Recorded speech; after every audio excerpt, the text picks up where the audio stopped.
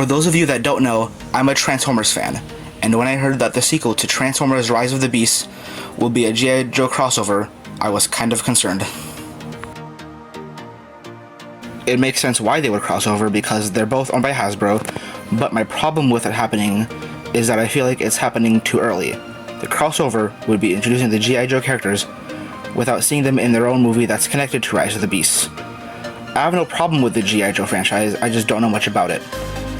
My only exposure to G.I. Joe are the movies with Channing Tatum and the Snake Eyes movie from 2021. Instead of doing the crossover right after Rise of the Beasts, I think they should make the sequel to Rise of the Beasts a normal Transformers movie, then make a G.I. Joe movie, and save the crossover for the third Rise of the Beasts movie.